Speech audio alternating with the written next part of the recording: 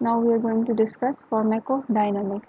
And I told you कि जब भी देखो फार्माकोलॉजी है, हम इसमें सब कुछ ड्रग्स के बारे में पढ़ेंगे। तो ड्रग हम एक फालतू चीज़ बॉडी के अंदर इंसर्ट कर रहे हैं, तो वो उसके साथ दो ही काम हो सकते हैं। वो हमारी बॉडी के साथ क्या करेगी और हमारी बॉडी उसके साथ क्या करेगी। ठीक है, तो हमारी बॉडी ड्रग के साथ क्या करती है वो हमने फार्माकोकाइनेटिक्स में डिटेल से देख लिया था। Now we are going to discuss what the drug does to our body. ठीक है, और इसको याद रखने का मैंने तरीका ये भी बताया था कि यहाँ पे डी आ रहा है तो पहले ड्रग होगी, what drug does to the body, right.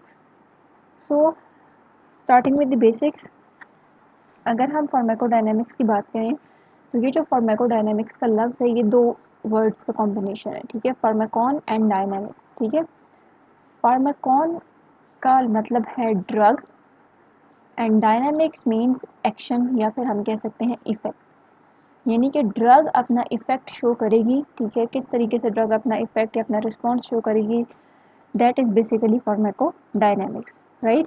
तो ड्रग अपना इफेक्ट कैसे शो करती है, ड्रग एक्ट करती है किसी भी टारगेट के ऊपर।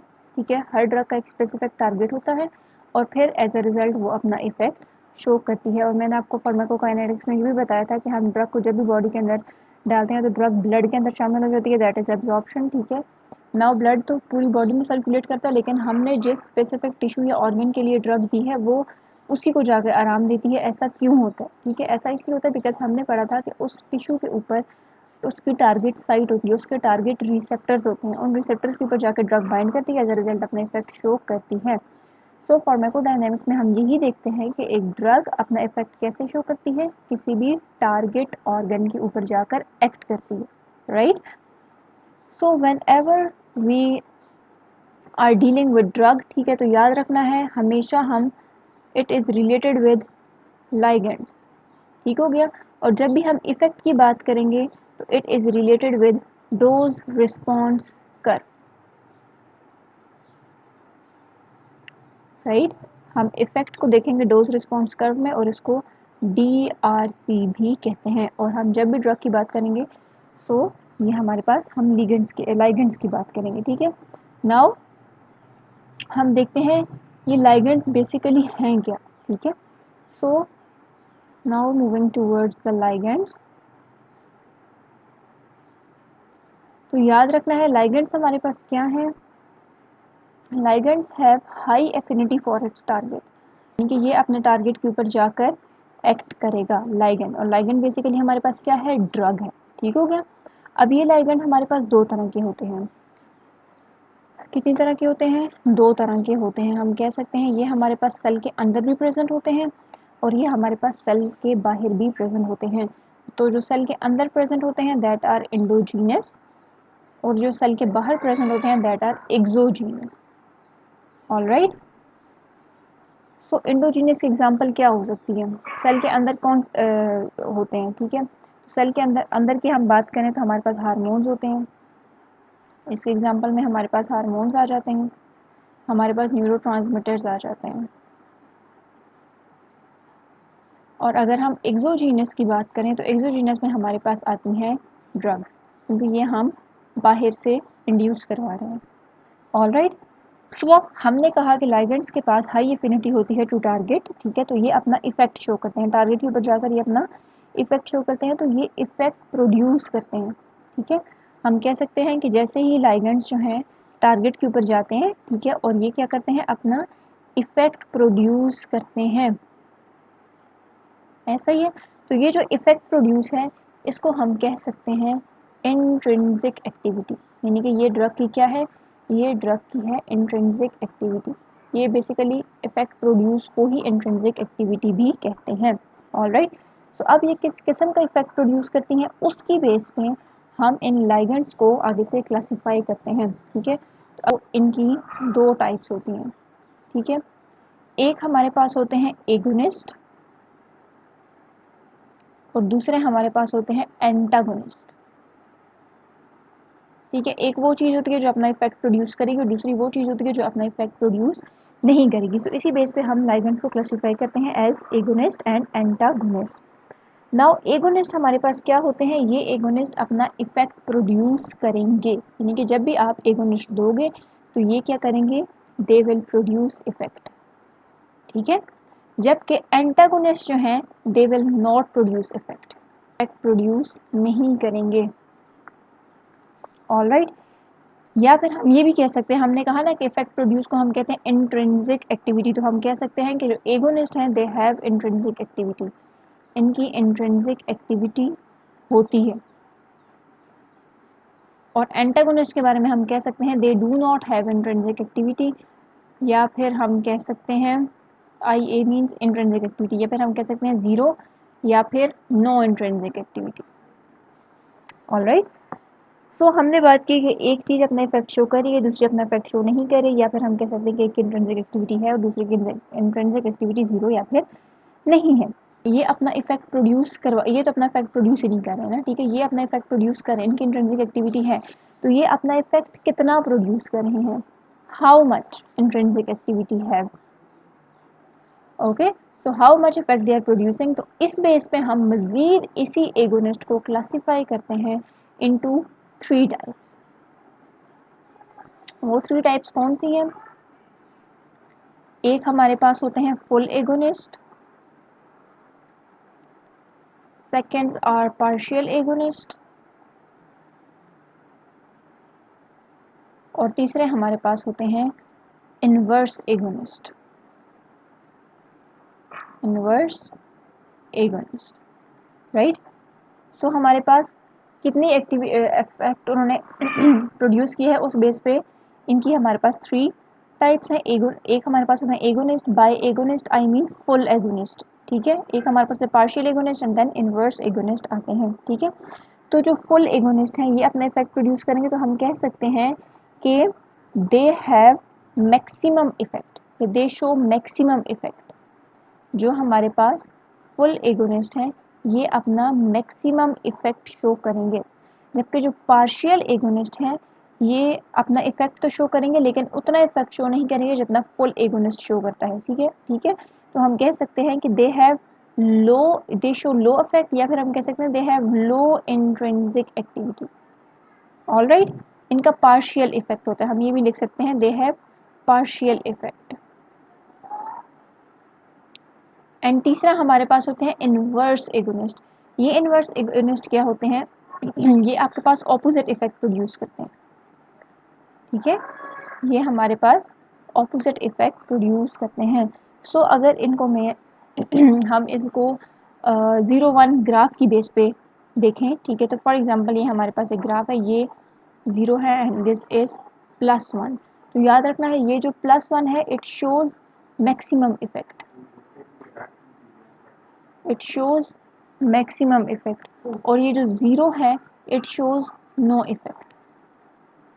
ऑलराइट, कहते हैं कि अगर फॉर एग्जांपल मैं बात करूं मैक्सिमम इफेक्ट, तो मैक्सिमम इफेक्ट कौन शो कर रहा था? मैक्सिमम इफेक्ट शो कर रहा था हमारे पास फुल एगोनिस्ट। तो हम कह सकते हैं कि यहाँ तक जो आएगा ये जो +1 मैक्सिमम इफेक्ट है ये हमारे पास शो करेगा एगोनिस्ट, और we can say that full agonist, ठीक है। वैसे फुल इसके साथ लिखा नहीं जाता, एगोनिस्ट लिखा जाता है, but by agonist we mean full agonist. Alright, so अगर फॉर एग्जांपल कोई यहाँ तक अपना रिस्पॉन्स या इफेक्ट शो कर रहा है, so we can say that ये ना तो +1 है, यानी कि ना तो मैक्सिमम इफेक्ट है और ना ऐसा है कि वो बिल्कुल अपना इफेक्ट शो नहीं कर रहा, ठीक है, ये दरमियान में है। So we can say that ये हमारे पास क्या है, दिस इज पार्शियल एगोनिस्ट।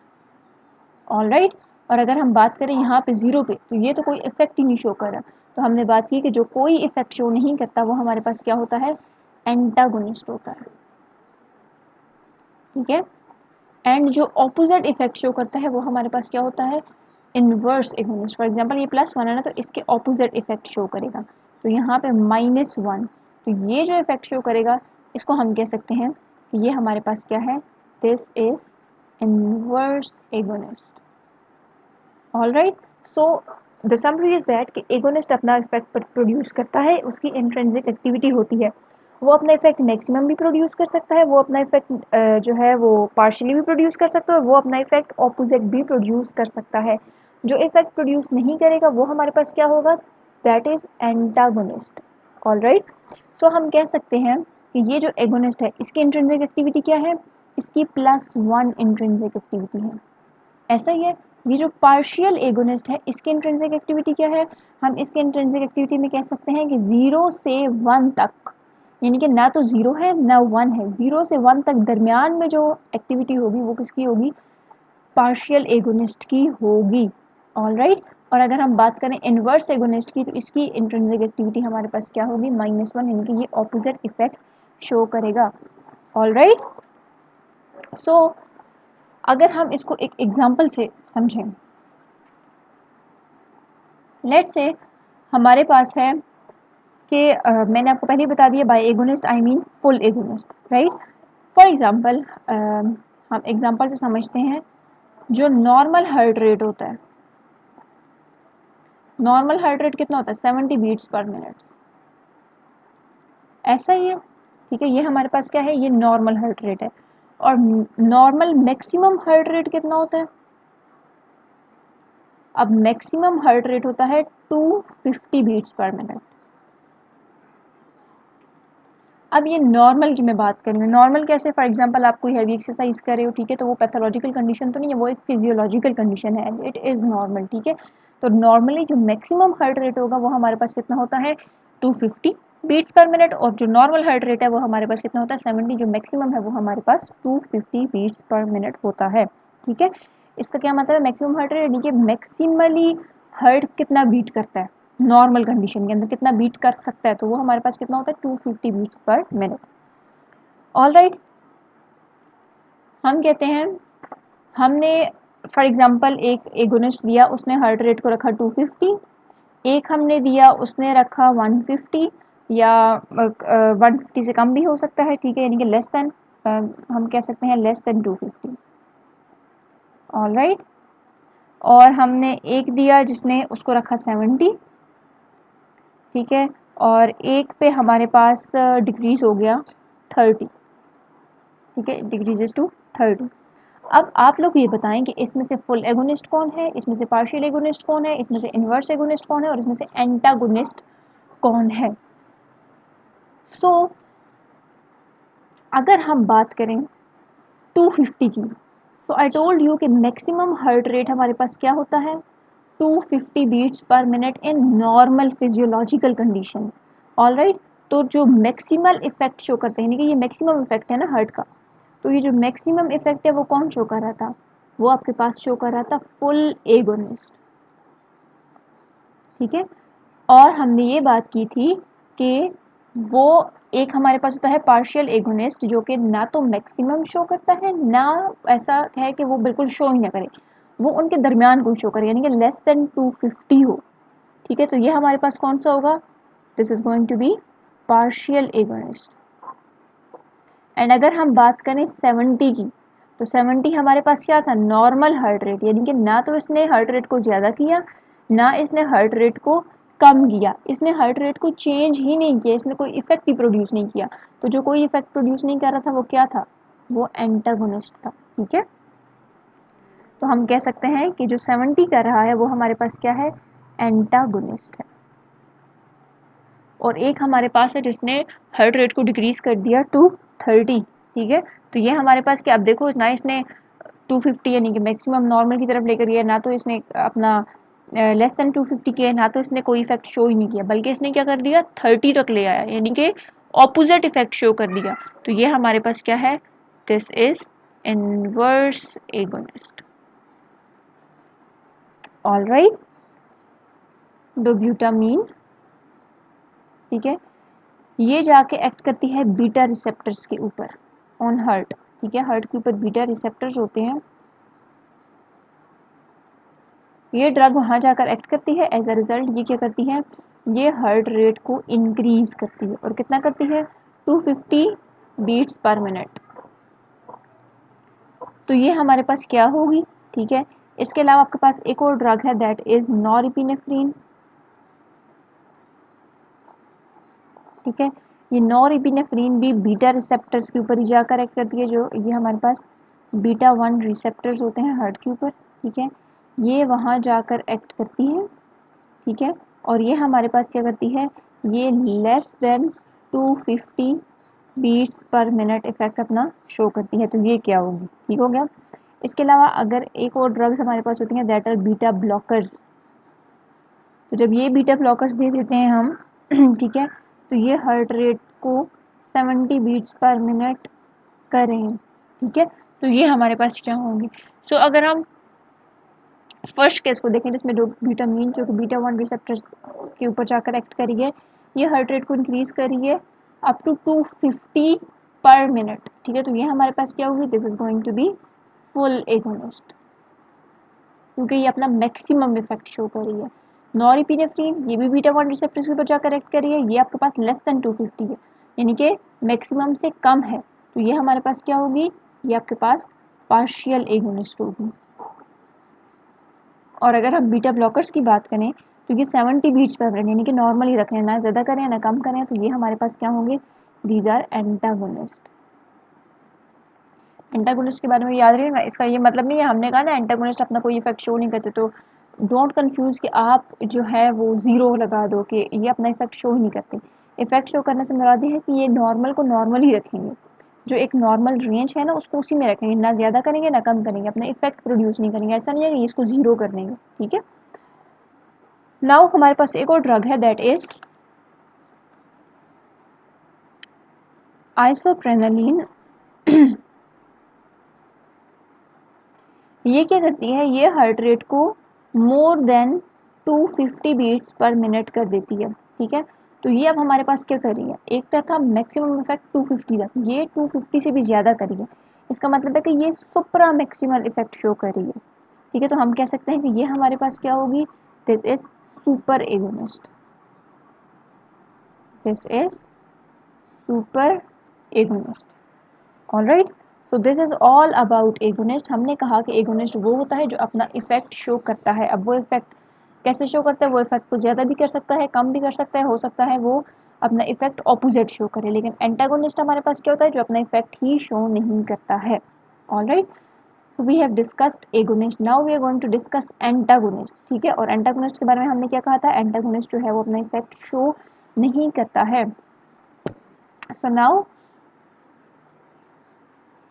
हम डिस्कस करते हैं एंटागोनिज्म को, ठीक है। अब एंटागोनिज्म यानी कि एंटागोनिस्ट की अगर हम बात करें तो वो अपना इफेक्ट शो नहीं करते हैं। सो इस बेस पे हम इनको 4 ग्रुप्स में क्लासिफाई करते हैं। वो 4 ग्रुप्स कौन कौन से हैं, एक हमारे पास होता है केमिकल एंटागोनिज्म, केमिकल एंटागोनिज्म। दूसरे हमारे पास होते हैं physical antagonism.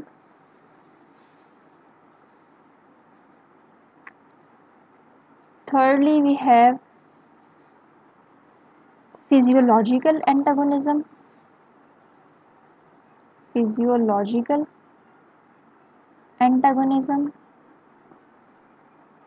and lastly we have pharmacological antagonism, right? So now one by one हम इनको डिस्कस करते हैं। फर्स्ट हमारे पास है केमिकल एंटागोनिज्म। अगर हम केमिकल एंटागोनिज्म की बात करें तो फॉर एग्जांपल ये हमारे पास एक एंटागोनिस्ट है, this is antagonist, right, and this is agonist. अब ये एंटागोनिस्ट इस एगोनिस्ट के साथ बॉन्ड बनाएगा, ठीक है, बाइंड करेगा, और इनके दरमियान जो बॉन्ड होगा दैट इज केमिकल बॉन्ड,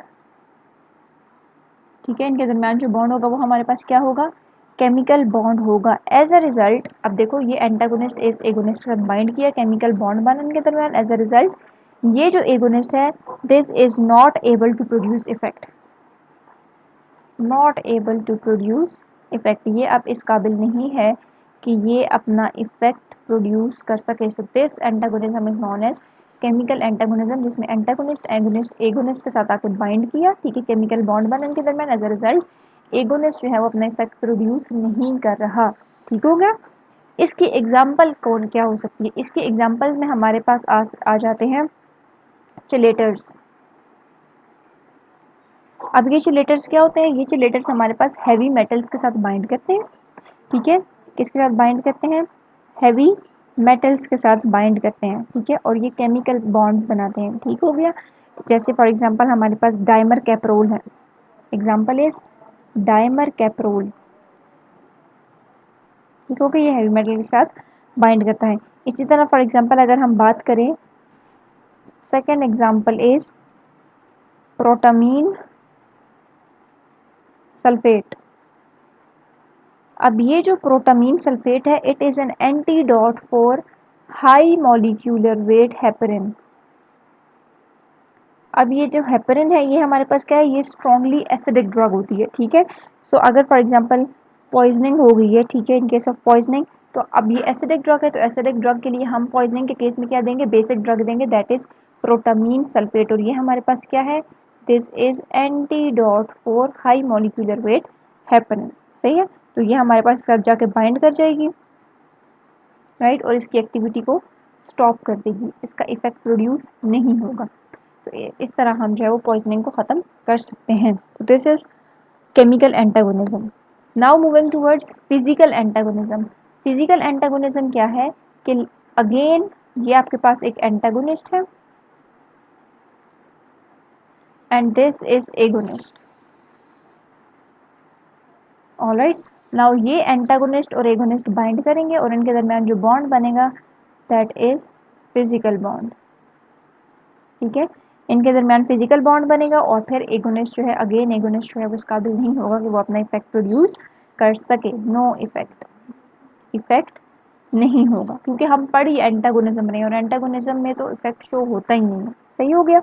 अब ये फिजिकल बॉन्ड कैसे हो सकता है, ये physical bond for example adsorption हो सकती है, एग्जांपल, ठीक है, हमारे पास क्लासिकल एग्जांपल की अगर हम बात करें तो वो हमारे पास होते हैं एक्टिवेटेड चारकोल, एक्टिवेटेड चारकोल। अब ये एक्टिवेटेड चारकोल क्या करता है, ये फॉर एग्जांपल कोई अल्कलॉइड्स की पॉइजनिंग हो गई है, ठीक है, तो ये क्या करेगा, ये जाके बाइंड कर जाएगा अल्कलॉइड्स के साथ, एज अ रिजल्ट, ठीक है, स्टमक में जाकर बाइंड कर जाएगा अल्कलॉइड्स के साथ, एज अ रिजल्ट अल्कलॉइड्स जो हैं वो वहाँ से एब्जॉर्ब नहीं होंगे। और एब्जॉर्प्शन क्या थी, एब्जॉर्प्शन थी कि वो ब्लड स्ट्रीम में जाना, ठीक है, एब्जॉर्प्शन हमने पढ़ा था ना कि एब्जॉर्प्शन क्या है, साइट ऑफ एडमिनिस्ट्रेशन से ब्लड के अंदर शामिल होना, दैट इज एब्जॉर्प्शन, ठीक है। तो ये जो हमारे पास एक्टिवेटेड चारकोल है, ये जाके अल्कलॉइड्स के साथ बाइंड कर जाएगा, as a result alkaloids blood तक नहीं जाएंगे, इनकी एब्जॉर्प्शन नहीं होगी, तो इस तरीके से हम गैस्ट्रिक लेवॉज कर सकते हैं, ठीक है, वॉमिटिंग के थ्रू इनको बाहर निकाल सकते हैं। सो दिस इज फिजिकल एंटागोनिज्म, जिसमें आपके पास एंटागोनिस्ट और एगोनिस्ट बाइंड करते हैं, इनके दरमियान फिजिकल बॉन्ड बनता है और इफेक्ट शो नहीं होता है, ठीक है, और ये फिजिकल बॉन्ड एडसॉर्प्शन के थ्रू बन सकते हैं, यानी कि सरफेस के ऊपर ये बाइंड होंगे, ठीक है, केमिकली बाइंड नहीं हो रही बल्कि फिजिकली बाइंड हो रहे हैं, ऑलराइट। नाउ हमारे पास नेक्स्ट है फिजियोलॉजिकल एंटागोनिज्म। फिजियोलॉजिकल एंटागोनिज्म हमारे पास क्या होता है, देखो फिजियो मतलब इफेक्ट, फंक्शन, ठीक है, तो अब इसमें हमारे पास क्या होता है, ये हमारे पास again this is antagonist and this is agonist.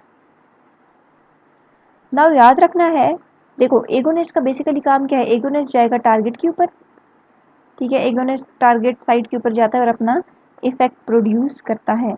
लेकिन फिजिकल एंटागोनिज्म के केस में क्या होगा कि एगोनिस्ट जो है वो अपना इफेक्ट प्रोड्यूस नहीं करेगा, बिकॉज हम पढ़ी एंटागोनिज्म रहे हैं, ठीक है। अब बेसिकली होता क्या है, ये जो फिजियोलॉजिकल एंटागोनिज्म है, इसमें हमारे पास क्या होता है, ये एंटागोनिस्ट और एगोनिस्ट ये हमारे पास डिफरेंट टारगेट्स के ऊपर जाते हैं, हम कह सकते हैं they act on different targets, ठीक हो गया, टारगेट भी डिफरेंट होगा और जो इफेक्ट प्रोड्यूस करेंगे एंड इफेक्ट प्रोड्यूसेस ऑपोजिट, और ये जो इफेक्ट प्रोड्यूस करेंगे वो भी हमारे पास क्या होगा, ऑपोजिट होगा, राइट। कैसे ऑपोजिट होगा, फॉर एग्जांपल हम एग्जांपल से समझते हैं, हमारे पास है हेपरिन, सॉरी हमारे पास है हिस्टामीन, ठीक है। अब ये हिस्टामीन क्या करती है, ये हिस्टामीन H1 रिसेप्टर्स के ऊपर जाके एक्ट करती है, ठीक है, H1 रिसेप्टर्स के ऊपर जाके एक्ट करती है और ये हमारे पास ब्रोंको कॉन्स्ट्रिक्शन करवाती है, क्या करवाती है, ब्रोंको कॉन्स्ट्रिक्शन, यानी कि एस्थमा होता है। ठीक हो गया। लेकिन इसी के हमारे पास एक और ड्रग है, दैट इज एड्रेनलिन। अब ये एड्रेनलिन क्या करती है, ये एड्रेनलिन एक्ट करती है बीटा 2 रिसेप्टर्स पर, ऐसा ही है। और ये हमारे पास क्या करवाती है, ये हमारे पास ब्रोंकोडायलेशन करवाती है। तो हमने देखा कि ये हिस्टामिन H1 रिसेप्टर्स के ऊपर एक्ट कर रही है, जबकि एड्रेनलिन बीटा 2 रिसेप्टर्स के ऊपर। तो हमने क्या बात की, डिफरेंट टारगेट्स है, तो इन दोनों के हमारे पास क्या है, टारगेट ही डिफरेंट है। और जो इफेक्ट प्रोड्यूस, एक आपके पास ब्रोंको कॉन्स्ट्रक्शन करवा रही है, दूसरी हमारे पास ब्रोंको डायलेशन करवा रही है। तो इफेक्ट प्रोड्यूस जो हो रहा है वो भी हमारे पास क्या हो रहा है, ऑपोजिट इफेक्ट प्रोड्यूस हो रहा है। सो हम कह सकते हैं कि histamine and adrenaline are physiological antagonist of each other. Alright, ये हमारे पास क्या है, दीज आर फिजियोलॉजिकल एंटागोनिस्ट। इसी तरह हम देखते हैं कि हमारे पास होता है, एक हमारे पास होता है कैल्सिटोनिन हार्मोन, और दूसरा हमारे पास होता है पैराथायरॉयड हार्मोन, पैराथ हार्मोन भी कहते हैं। ठीक होगा। नाउ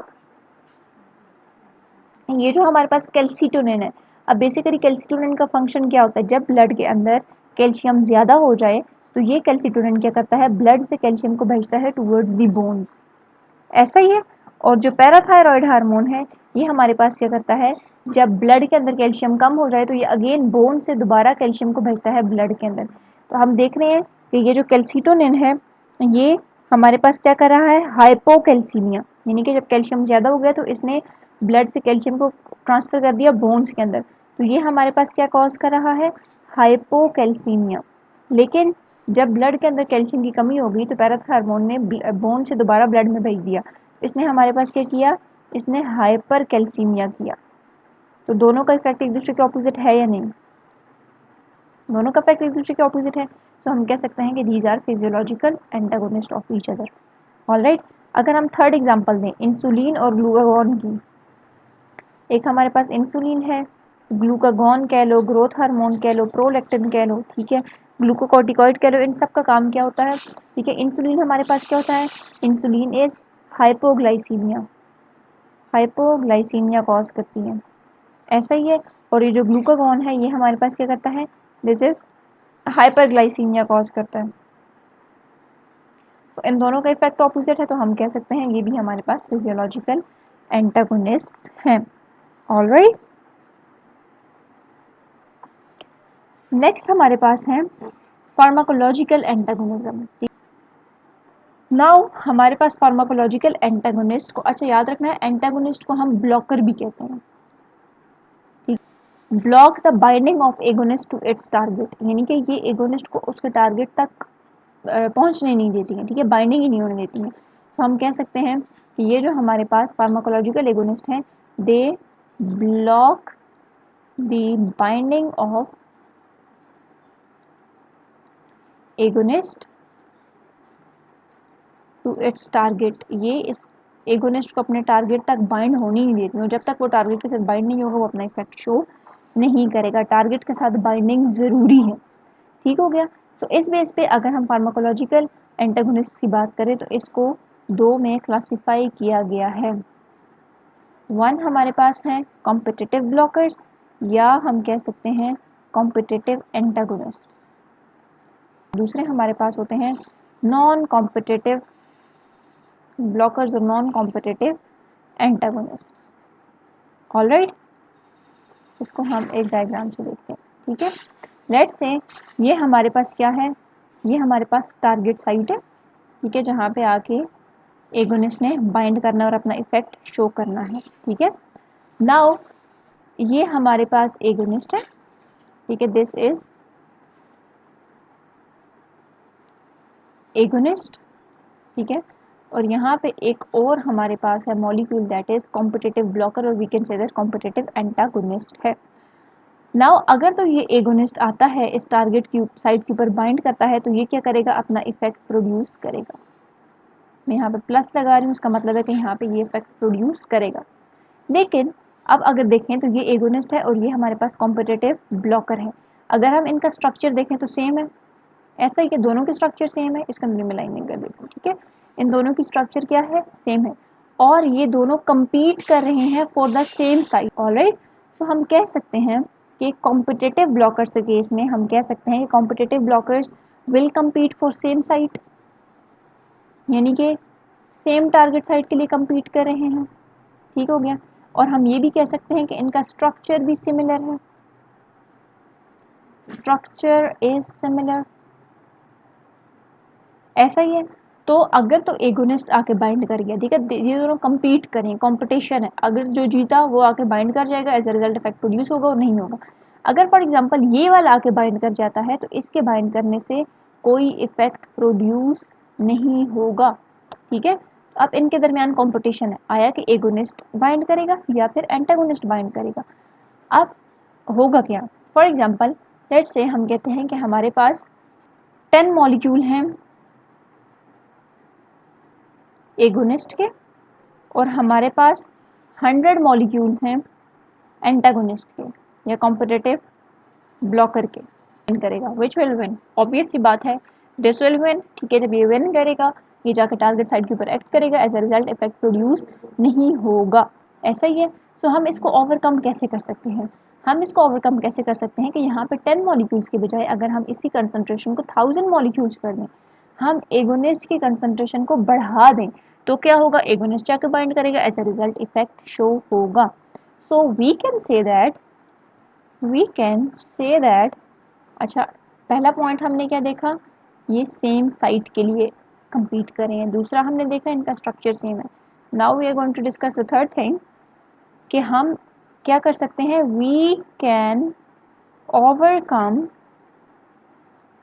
द इफेक्ट ऑफ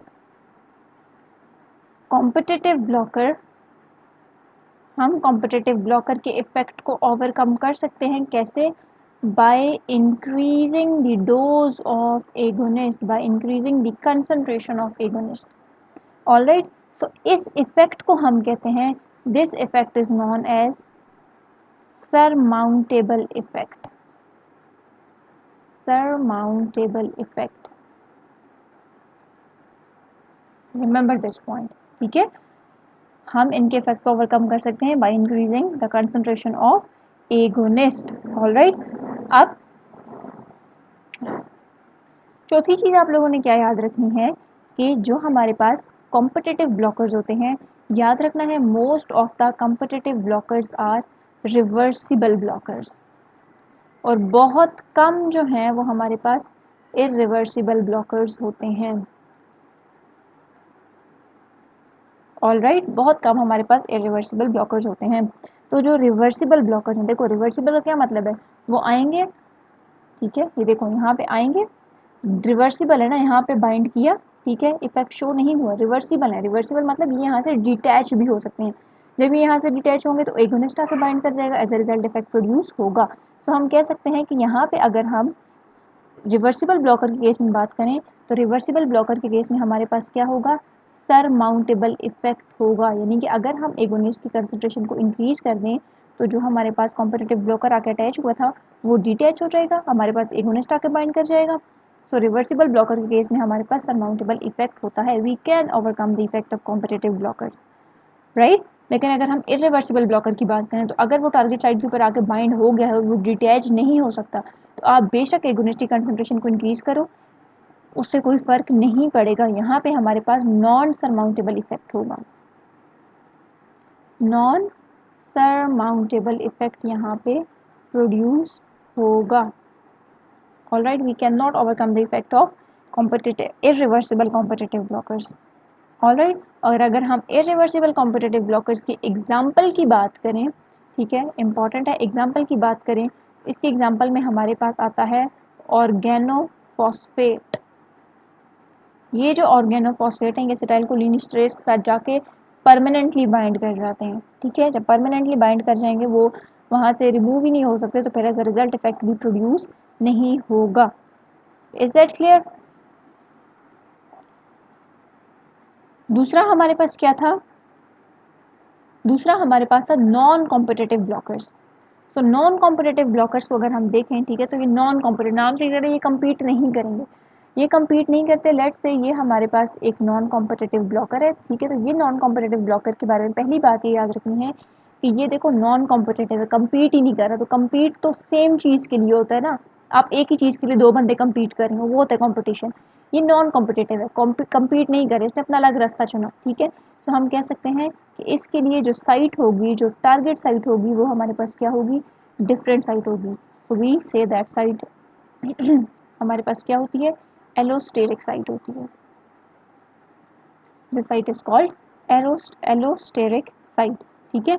और अगर हम इनके स्ट्रक्चर की बात करें तो इस एगोनिस्ट का स्ट्रक्चर इसके साथ मिलता जुलता था, लेकिन क्या एगोनिस्ट का स्ट्रक्चर नॉन कॉम्पिटिटिव ब्लॉकर जैसा है, नहीं है। तो हम कह सकते हैं कि स्ट्रक्चर इज डिफरेंट, ठीक है। स्ट्रक्चर क्या है, डिफरेंट है, सही हो गया। तीसरी हमने बात की थी इसमें कि यहाँ पे हमारे पास क्या होता है, सरमाउंटेबल इफेक्ट होता है, ठीक है।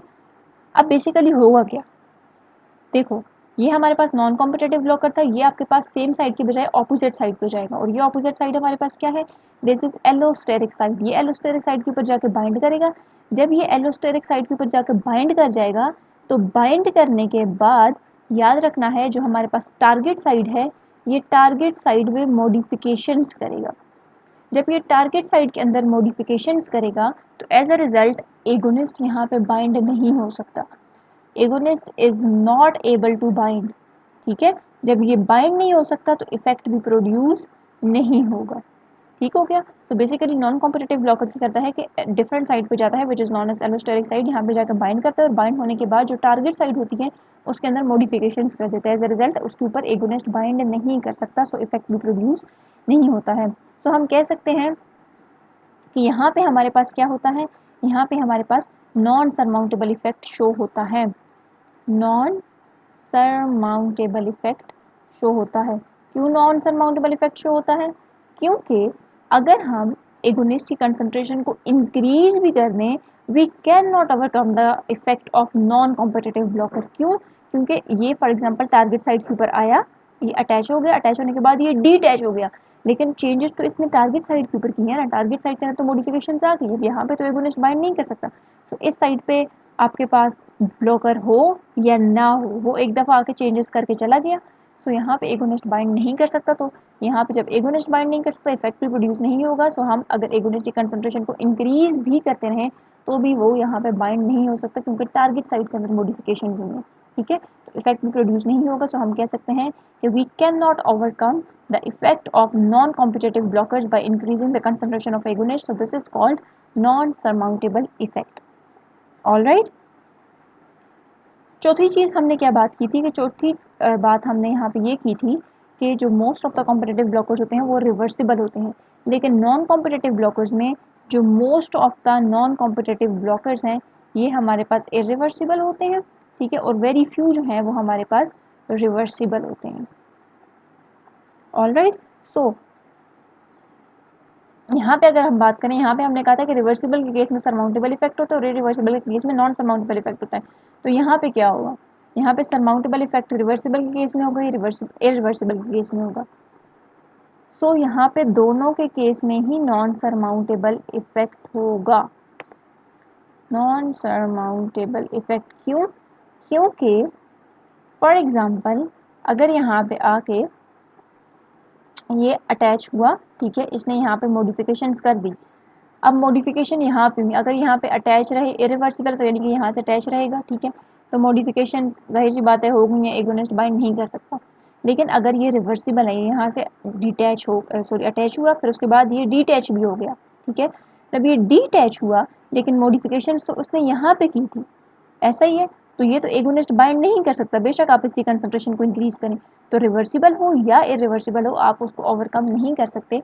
तो दोनों ही के केस में हमारे पास कौन सा इफेक्ट शो होगा, दोनों के केस में हमारे पास नॉन सरमाउंटेबल इफेक्ट शो होगा। अगर हम इम्पॉर्टेंट क्या है, reversible reversible non competitive blockers की एग्जाम्पल की बात करें तो इसमें हमारे पास आ जाता है एसिटाजोलामाइड, ठीक है।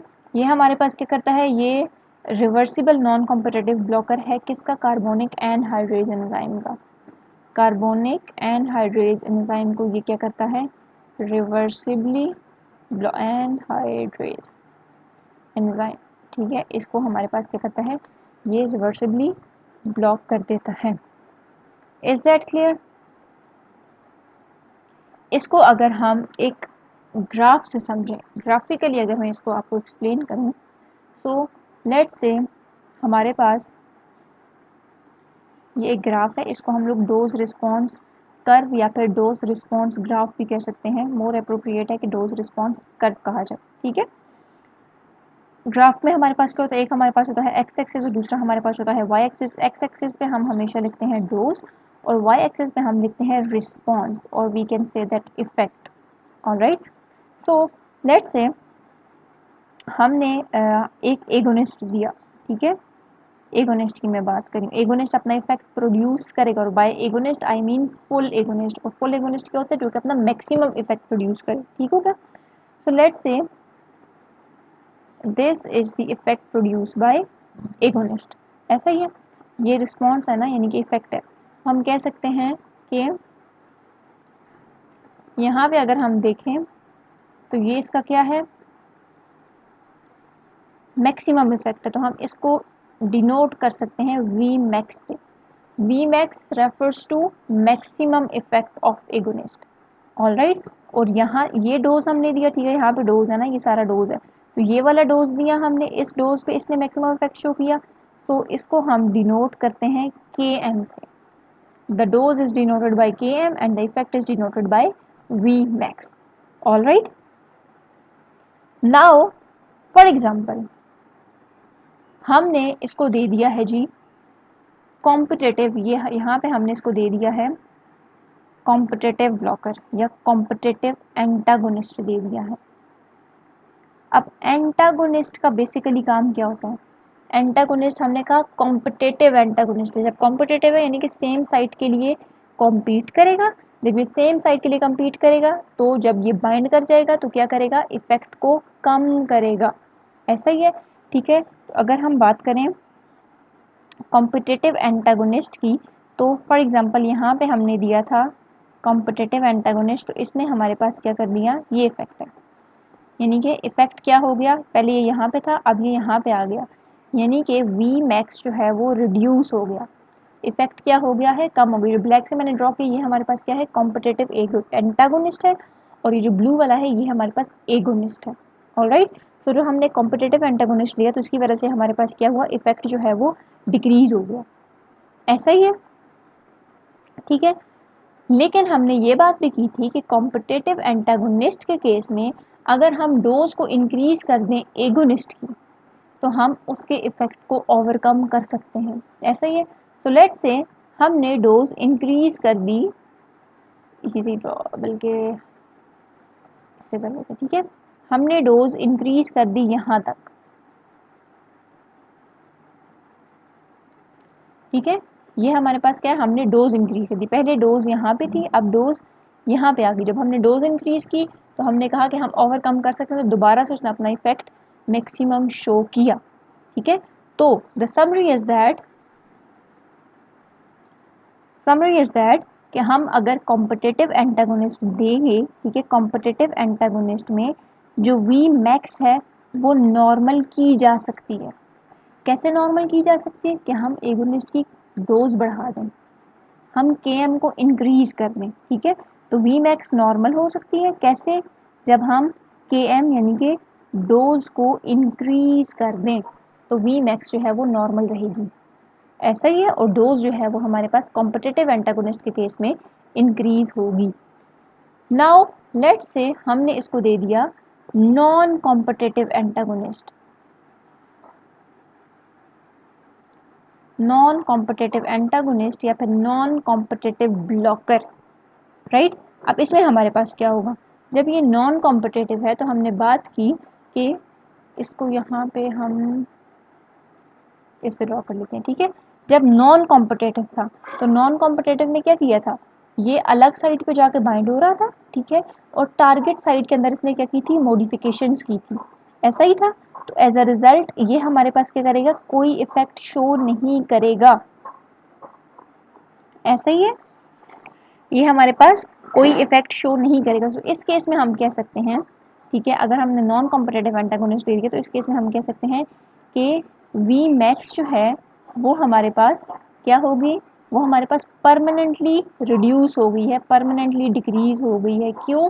क्योंकि लेट्स से फॉर एग्जांपल ये हमारे पास कॉम्पिटिटिव था ना, नॉन कॉम्पिटिटिव को हम यहाँ पे ड्रॉ कर लेते हैं। लेट्स से ये हमारे पास नॉन कॉम्पिटिटिव है, ठीक है। इसने इफेक्ट को रिड्यूस कर दिया क्योंकि इसने टारगेट साइट के अंदर मॉडिफिकेशंस किया, इफेक्ट कम हो गया। लेकिन ये तो नॉन कॉम्पिटिटिव है। अब अगर फॉर एग्जांपल ये रिवर्सिबल हो और इरिवर्सिबल हो, हमने कह दिया नॉन सरमाउंटेबल इफेक्ट है इसका, इसको अगर आप डोज इंक्रीज करो तो भी इसको आप ओवरकम नहीं कर सकते। सो ये जो वी मैक्स है यानी कि जो इफेक्ट है वो परमानेंटली रिड्यूस हो जाएगा, जबकि डोज जो है वो हमारे पास क्या रहेगी, नॉर्मल रखेंगे हम। डोज नॉर्मल रहेगी, यानी कि डोज को इंक्रीज करने का कोई फ़ायदा नहीं है, ठीक है। तो डोज हमारे पास क्या रहेगी, नॉर्मल रहेगी, जबकि जो इफेक्ट है वो परमानेंटली डिक्रीज हो गया। अब उस इफेक्ट को आप ओवरकम नहीं कर सकते। जबकि कॉम्पिटिटिव एंटागोनिस्ट के केस में हम ये कर रहे थे, डोज को इंक्रीज करते थे, as a result V max दोबारा से नॉर्मल हो सकता था।